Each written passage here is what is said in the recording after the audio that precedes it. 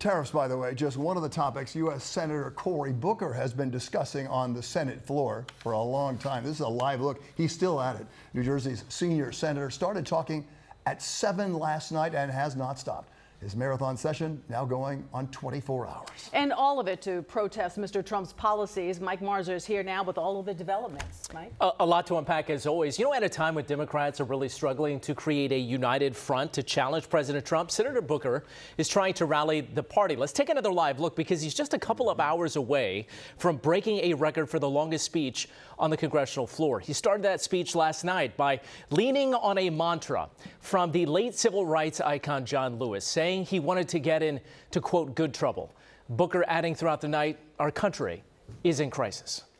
Senator Booker protested President Trump's policies. In just 71 days, the President of the United States has inflicted so much harm on Americans' safety, financial stability, the core foundations of our democracy. A marathon that included moments of levity. That never before in the history of America has a man from Brooklyn said so many complimentary things about a man from Newark. But I would remind my colleague that we are both New York Giants fans. On the eve of what President Trump has dubbed Liberation Day. They're reciprocal. So whatever they charge us, we charge them, but we're being nicer than they were. It's still unclear what will happen tomorrow, but sources tell ABC News the tariffs may include a 20% tariff on all imports, which the administration claims could raise $6 trillion in revenue. Countries who negotiate with the U.S.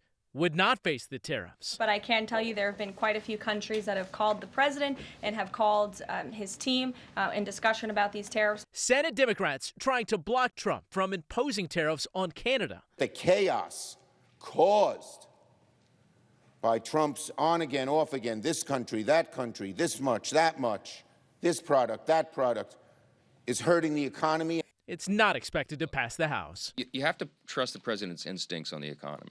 As consumers brace for high prices on things like clothing, groceries, electronics, and cars. You should trust what this president did for you in his first term. He effectively utilized tariffs while driving down inflation. It was a record low 1.4% when he left office, and he's focused on getting back to that.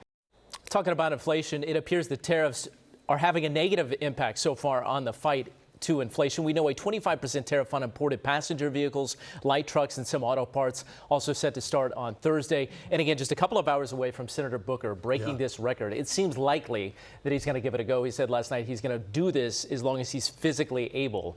And he seems like he's not slowing down. Much meaning too, right? I think he's going to go for it. Yeah. Okay. A lot of history there. Yeah, certainly so. Well, Mike, more on that, on Senator Booker on the floor. Again, more than 22 hours he's been speaking after taking to the floor last night at 7 p.m. The current Senate record that Mike alluded to for the longest speech is held by Strom Thurmond. He spoke for 24 hours and 18 minutes in opposition to the Civil Rights Act of 1957. Therefore, Booker will surpass that if he manages to hold the floor until 7:19 tonight.